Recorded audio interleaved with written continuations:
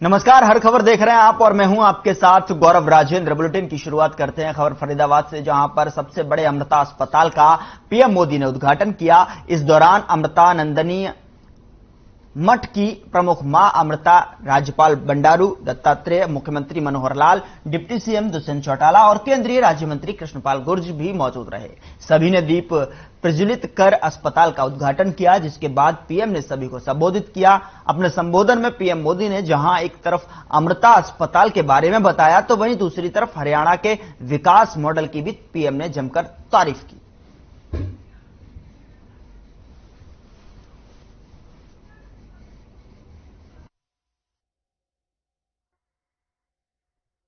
हरियाणा आज देश के उन अग्रणी राज्यों में है जहां घर घर पाइप से पानी की सुविधा से जुड़ चुका है। इसी तरह बेटी बचाओ बेटी पढ़ाओ में भी हरियाणा के लोगों ने बेहतरीन काम किया।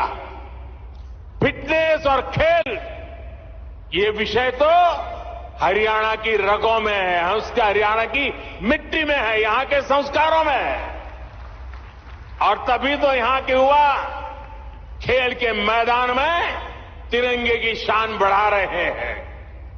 इसी गति से हमें देश के दूसरे राज्यों में भी कम समय में बड़े परिणाम हासिल कर रहे हैं।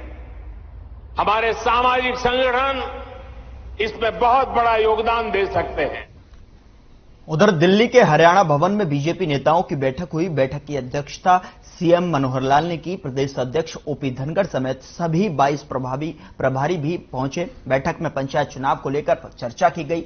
बैठक के बाद ओपी धनखड़ ने बताया कि पंचायत चुनाव को लेकर 22 नेताओं की ड्यूटी लगाई गई थी। जब चुनाव आयोग तारीखों का ऐलान करेगा, तब इस बात पर फैसला किया जाएगा कि चुनाव सिंबल पर लड़ना है या नहीं।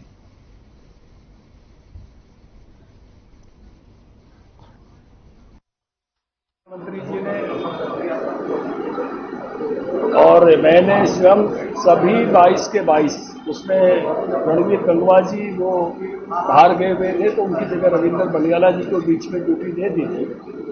तो 22 के 22 जिलों की रिपोर्ट ली है और जो रिपोर्ट नीचे से आई है उसको सबने सामूहिक रूप से समझा है। उसके बाद भी पूरे हाउस में इस विषय को लेकर चर्चाएं हुई और एक मैं कहूँगा कि अच्छा फीडबैक जो है वो पार्टी के प्रदेश के नेताओं के पास हो गया है पंचायती राज चुनाव की दृष्टि से। इस विषय पर कि चुनाव सिंबल पर लड़ना या बिना सिंबल के लड़ना, ये विषय करने का अधिकार हमारी इलेक्शन कमेटी, एक वैधानिक बॉडी है, उसके पास होता है।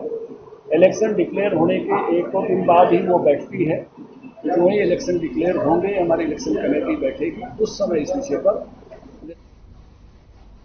राज्य की कई नगर पालिकाओं और नगर परिषदों के चुनाव हो चुके हैं, लेकिन कुरुक्षेत्र की थानेसर नगर परिषद चुनाव लटकाने को लेकर लगातार विरोधी दल आरोप लगा रहे हैं, जिसको लेकर पूर्व मंत्री अशोक अरोड़ा ने प्रेस कॉन्फ्रेंस कर स्थानीय विधायक पर जमकर आरोप लगाते हुए कहा कि थानेसर नगर परिषद पहले ही भ्रष्टाचार का अड्डा बना हुआ है।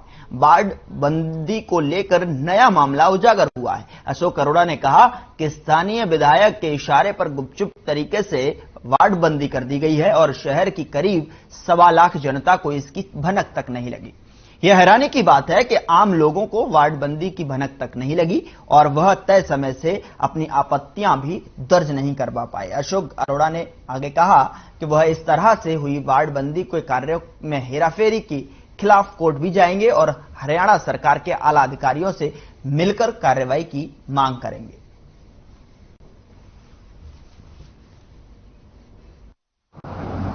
ऐसे कार्य कर रही है जिससे ये लगता है कि सरकार वेलफेयर के काम ना करके एक व्यापारिक सरकार बन के बैठ गई है। टैक्स कैसे लाने हैं ये तो लगा देते हैं, जबकि कोई भी सरकार होती है वो पब्लिक के लिए होती है, पब्लिक द्वारा चुनी गई होती है। और शिक्षा और चिकित्सा और लोगों की सुरक्षा, अच्छी शिक्षा मिले, अच्छी चिकित्सा मिले, अच्छी उधर सोनीपत से खबर है, जहां एक बार फिर कुल्हाड़ी गैंग का आतंक देखने को मिला है। बता दें कि जीटी रोड पर कुंडली टीआईटी गेट के पास स्थित पेट्रोल पंप पर लूट का प्रयास किया गया, जहां हाथ में कुल्हाड़ी लेकर पेट्रोल पंप के कर्मचारियों के पीछे दौड़े। बता दें कि बाइक सवार बदमाश कुल्हाड़ी और हथियार के बल पर पेट्रोल पंप को निशाना बनाते हैं। साथ ही सीसीटीवी में कैद तस्वीरों में देखा जा सकता है कि बदमाश सेल्समैन पर पिस्टल तानते हुए भी दिखाई दे रहे हैं। उसके बाद बदमाश कुल्हाड़ी लेकर पीछे दौड़ता है। स्थानीय लोगों और कारिंदे के विरोध के चलते बदमाश लूट में कामयाब नहीं हो सके। एक के बाद एक वारदात को अंजाम देकर कुल्हाड़ी गैंग अपराधी फरार हो जाते हैं। बता दें, पेट्रोल पंपों पर लूट की यह चौथी वारदात सामने आई है। साथ ही पुलिस के हाथ अभी तक खाली है, तो वहीं पुलिस की कार्यशैली पर भी अब सवाल खड़े हो रहे हैं। कुंडली थाना पुलिस ने मामला दर्ज कर आरोपियों की तलाश में जुट गई है।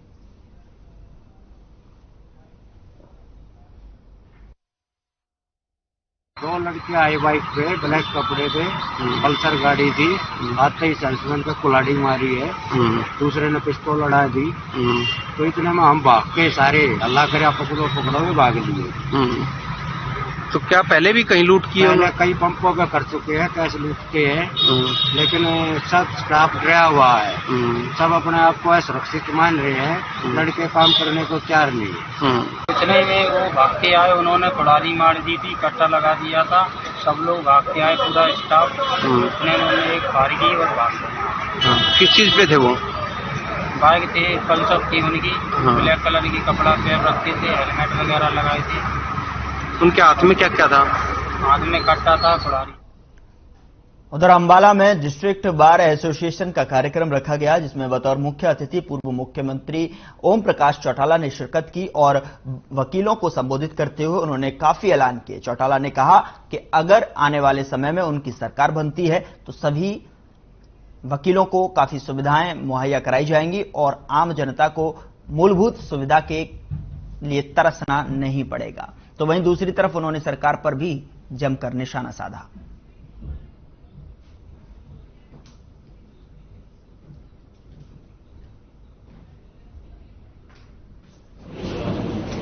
इस सरकार ने कोई ठीक काम किया ही नहीं, इसलिए सरकार से हर व्यक्ति नाराज है। हमारी सरकार जब गई थी, हमने 2000 करोड़ से फालतू रुपया खजाने में छोड़ा था, और आज हरियाणा सरकार के सर के ऊपर 2.5 लाख करोड़ से ज्यादा का कर्जा है। उनसे पूछना, ये कर्जा किस बात का है? कोई विकास के नाम पर ईंट नहीं लगाई, स्कूलों में टीचर नहीं, अस्पतालों में दवाई और बेड नहीं, डॉक्टर नहीं, बिजली और पानी नहीं, किसान को खाद और बीज के लिए लाइन में लगना पड़ता है। जरूरियात जिंदगी की चीजों के दाम निरंतर बढ़ते जा रहे हैं। प्रदेश सरकार पर निशाना भी ज्यादा। ओपी चौटाला यहां वकीलों के कार्यक्रम में शिरकत की और साथ ही साथ वकीलों को संबोधित करते हुए उन्होंने कहा कि अगर हमारी सरकार अगर आती है तो वकीलों के लिए काफी सारी सुविधाएं मुहैया कराई जाएंगी। साथ ही साथ जनमानस को भी यहां किल्लतों का सामना नहीं करना पड़ेगा।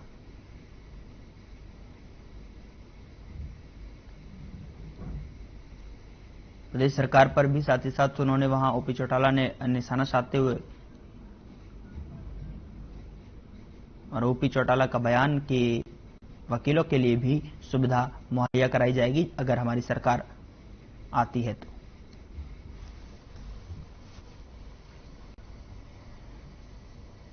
खबर डबवाली से है, जहां सिंचाई पानी की व्यवस्था से छेड़छाड़ के आरोपों को लेकर डबवाली उपमंडल के किसानों ने तीसरे दिन लघु सचिवालय में एसडीएम कार्यालय के आगे धरना प्रदर्शन किया।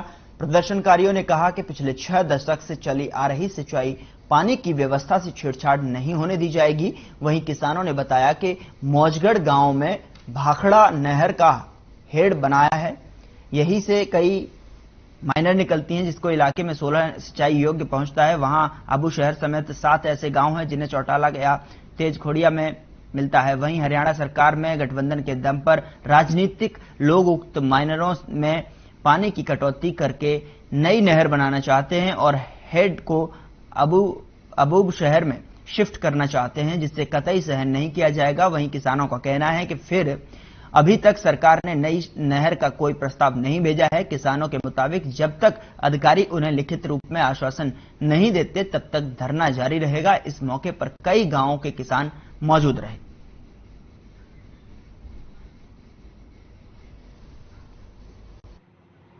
ये पीने के लिए चल रहा था, उसमें कोई त्रुटि नहीं थी और ये 13-14 गांव जो थे ये सब इस बात से खुश थे कि जो हमें पानी दिया गया सिंचाई के लिए वो ठीक है।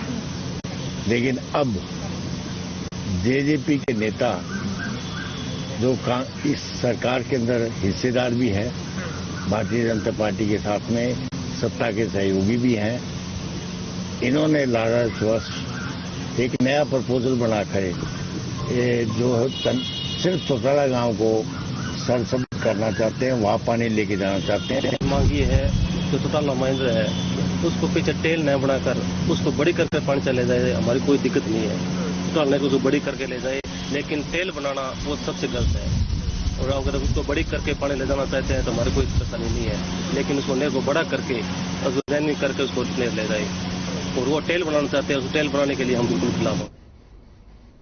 खबर झज्जर से है, जहां भारतीय कुश्ती संघ के राष्ट्रीय अध्यक्ष ब्रजभूषण शरण ने बहादुरगढ़ में हरियाणा कुश्ती संघ के महासचिव राकेश कोच के निवास स्थान पर पत्रकारों से बातचीत की और कहा कि हरियाणा और कुश्ती एक दूसरे के पर्याय हैं। हरियाणा के पहलवानों ने देश का मान बढ़ाया है। साथ ही उन्होंने पहलवानों की सफलता का सबसे ज्यादा श्रेय उनके माता पिता को दिया, क्योंकि माता पिता ही कुश्ती लड़ने वाले पहलवान तैयार करने में सबसे ज्यादा सहयोग देते हैं। हाल ही में सांसद ब्रजभूषण शरण की तारीफ प्रधानमंत्री नरेंद्र मोदी ने भी ट्वीट के जरिए की और साथ ही साथ प्रधानमंत्री नरेंद्र मोदी ने ट्वीट के जरिए कहा था कि कुश्ती का भविष्य अब सही हाथों में है। प्रधानमंत्री के इस ट्वीट पर ब्रजभूषण शरण ने कहा कि प्रधानमंत्री की नरेंद्र मोदी की तारीफ से उनका हौसला बढ़ा है।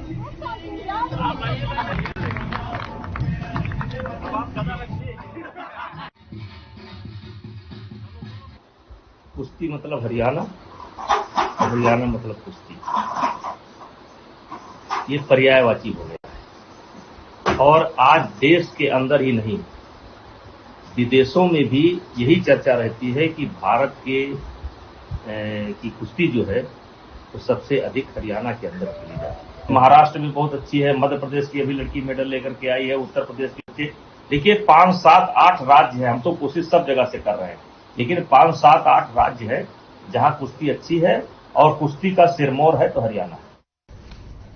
बहुत छोटे से ब्रेक का है, ब्रेक के बाद आपको दिखाएंगे और भी खबरें।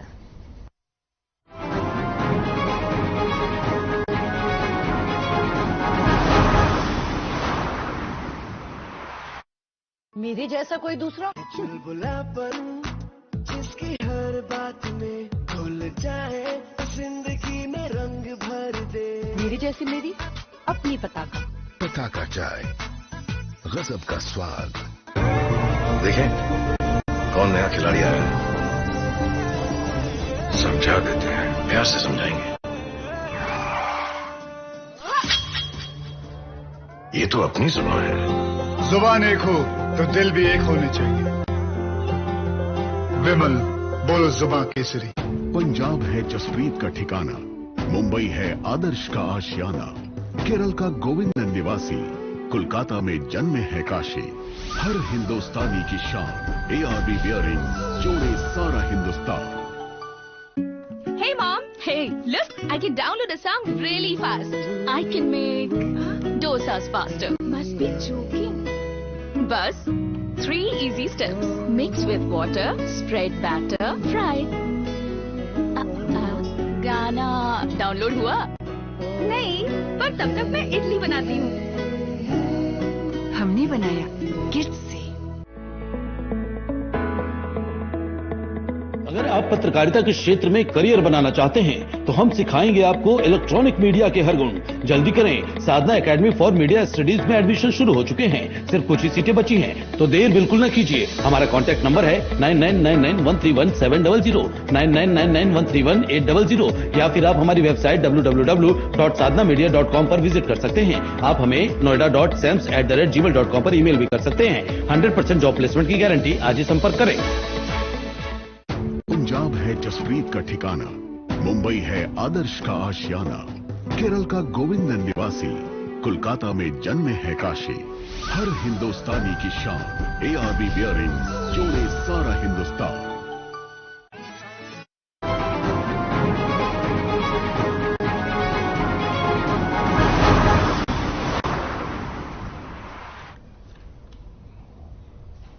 ब्रेक के बाद आपका स्वागत है। खबरों की तरफ रुख करते हैं। गोवा में भाजपा नेत्री सोनाली फोगाट की संदिग्ध परिस्थितियों में हुई मौत के मामले को लेकर बादली के विधायक डॉक्टर कुलदीप वत्स ने सीबीआई जांच की मांग उठाई है। उन्होंने कहा कि फेसबुक, ट्विटर हैंडल पर पिछले दिनों जिस तरह से सोनाली ने अपने बयान में दिल्ली के हिलने की बात कही थी, वह बयान एक तरफ से उनकी हत्या की ओर इशारा करता है। इसलिए सीबीआई जांच के बाद ही सोनाली फोगाट की मौत से रहस्य का पर्दा उठ सकता है। यहां झज्जर में अपने कार्यालय में मीडिया से बातचीत करते हुए डॉक्टर वत्स ने प्रधानमंत्री के फरीदाबाद दौरे को लेकर भी अपनी बात कही। उन्होंने कहा कि हरियाणा के लोगों को आशा थी कि शायद पीएम हरियाणा के लिए कोई बड़ा पैकेज घोषित करने वाले हैं, लेकिन यह भी एक जुमला ही साबित हुआ।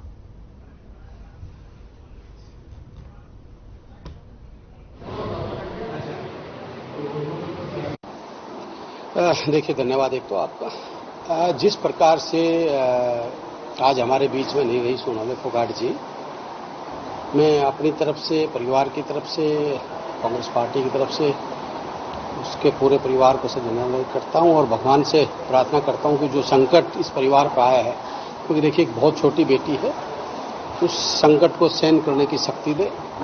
जहां तक जो मामला सामने आया है, मैं एक बात कहता हूं कि इसकी सीबीआई जांच होनी चाहिए, सिटिंग जज से जांच होनी चाहिए। पूरा परिवार जिस प्रकार से वो, कल से मैं भी बयान देख रहा हूं, बता रहे हैं कि उसके खाने में कुछ न कुछ दिया गया है। उन्होंने अपनी मां से फोन किया, अपनी बहन से फोन किया, तो इसकी कहीं ना कहीं इसमें डाउट है, तो इसकी सीबीआई जांच करनी चाहिए। आज बताते हैं कि उसके पीए का ने उसके लैपटॉप से पूरा डाटा गायब है, उसका पीए गायब है, वो कई अलग अलग स्टेटमेंट दे रहा है, तो कहीं ना कहीं इसमें बड़ा कोई न कोई मामला है, इसकी सीबीआई जांच होनी चाहिए। आप मानते हैं राजनीतिक हो सकता है? देखिए, जिस प्रकार से सोनाली जी फेसबुक पे भी बोल रही थी, उसके ट्विटर हैंडल पे भी चेक करो आप, तो कहीं ना कहीं उसने कहा था कि मेरे बहुत ऊपर तक मेरा हाथ है, और बोली मैं जब बोलूंगी तो दिल्ली तक लोग जाएंगे।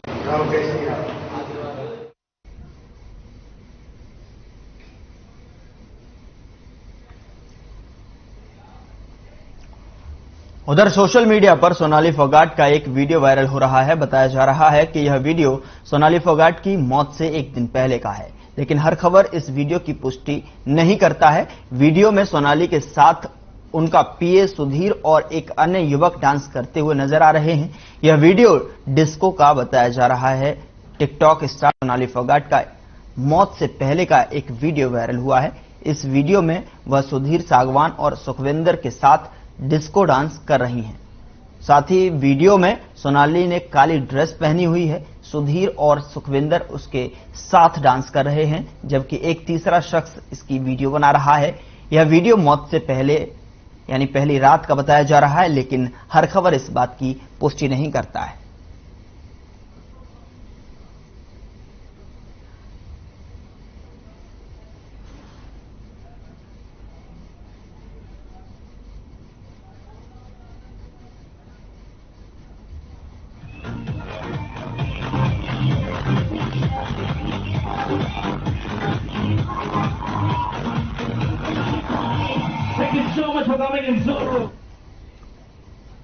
उधर टिकटॉक स्टार और बीजेपी नेत्री सोनाली फोगाट की मौत पर एक बड़ा खुलासा करते हुए उनके भाज्य एडवोकेट विकास ने सोनाली की मौत का जिम्मेदार उनके निजी सचिव सुधीर सागवान को ठहराया है। विकास ने सोनाली फोगाट के निजी सचिव सुधीर सागवान पर आरोप लगाते हुए कहा कि सुधीर सागवान ने ही सोनाली फोगाट की मौत की साजिश रची है। विकास का कहना है कि सुधीर सागवान के कहने पर ही फार्म हाउस से लैपटॉप और जरूरी सामान उठा लिया गया है, जिसमें सारा डाटा, जमीन और प्रॉपर्टी के कागजात भी सेव थे। एडवोकेट विकास का कहना है कि उनकी सुधीर सागवान के साथ बातचीत भी हुई और वह बार बार सोनाली फोगाट की मौत के बारे में बयान बदल रहा है। विकास ने सुधीर सागवान के साथ हुई अपनी बातचीत का ऑडियो होने की भी बात कही है, तो वहीं परिवार की शिकायत पर पुलिस ने सुधीर सागवान को हिरासत में लेकर पूछताछ शुरू कर दी है।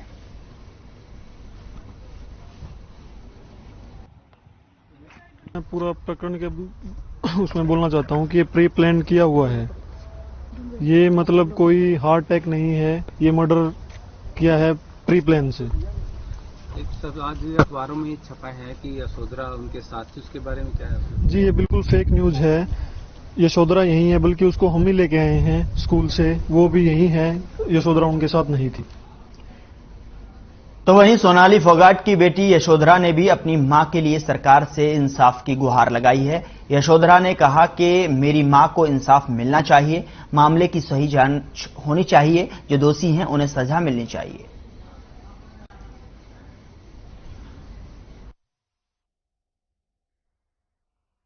मेरे को जस्टिस मिलना चाहिए, इन्वेस्टिगेशन होनी चाहिए प्रॉपर, और जो कल्प्रिट है उन्हें पनिशमेंट मिलनी चाहिए।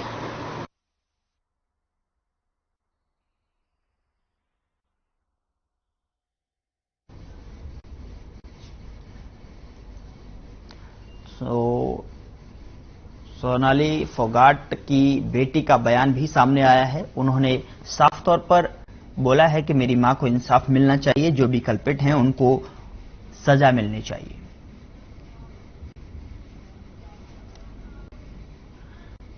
सोनाली फोगाट ने गुहार लगाई है सरकार से और उन्होंने कहा है कि मेरी मां को इंसाफ मिलना चाहिए।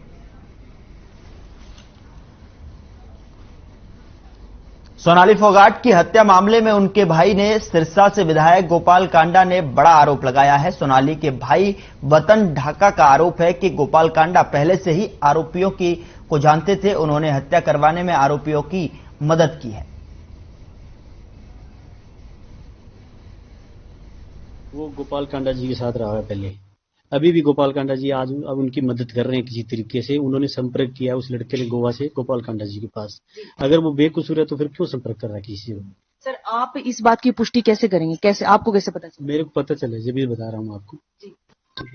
यानी आपका कहना है कि सुधीर और सुखविंदर दोनों ने मिलकर जो है इस घटनाक्रम को अंजाम दिया। उन्होंने जो भी घटना की है, जो भी, वो लड़का गोपाल कांडा जी के पास ही रहता था पहले, और 3-4 साल से मैंने उसको नहीं देखा, लेकिन मेरे को कल ही पता चला उसका, और उसने वहां से गोवा से संपर्क कराया गोपाल कांडा जी से, और गोपाल कांडा जी उनकी मदद। खबर हिसार से है, जहां सोनाली फोगाट के फेसबुक पेज पर जारी किए गए वीडियो में सोनाली फोगाट के भाई और परिजनों ने गोवा पुलिस पर सहयोग न करने का आरोप लगाया है। वहीं सोनाली फोगाट के भाई ने कहा कि आरोपी थाने में बैठकर अपना फोन का प्रयोग कर रहे हैं और अपराधियों ने ही सोनाली फोगाट के फार्म हाउस से उनका मोबाइल फोन, लैपटॉप, कंप्यूटर की हार्ड डिस्क और सीसीटीवी कैमरे की डीवीआर तक गायब करवा दिए। परिवार के सदस्य गोवा में पहले मामला दर्ज करने की बात कह रहे हैं। पुलिस कह रही है पहले पोस्टमार्टम करवाओ। गोवा में मौजूद परिवार के सदस्यों ने कहा कि जब तक एफआईआर दर्ज नहीं होगा तब तक वह पोस्टमार्टम नहीं करवाएंगे।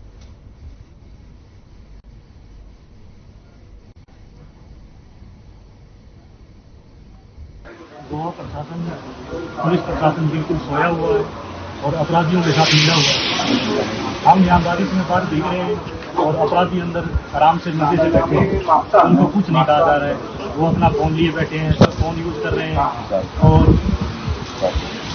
यहाँ बैठे बैठे जो अपराधी है उन्होंने सोनाली फोगाट के फार्म हाउस डंडूर हिसार में वहाँ उनका लैपटॉप, मोबाइल फोन और हार्ड डिस्क, डीवीआर सभी चोरी कर लिया है, और यहाँ अपराधियों के कहने पर सब कुछ मिटाया जा रहा है और इस बात को दबाया जा रहा है। पोस्टमार्टम नहीं करवाएंगे, पहले एफआईआर दर्ज हो और फिर पोस्टमार्टम। हमारी तो यही दरखास्त है कि हमारी एफआईआर दर्ज की जाए और पुलिस हमारा साथ दे, बीजेपी सरकार। फिलहाल के लिए बुलेटिन में इतना ही। आप देखते रहिए हर खबर।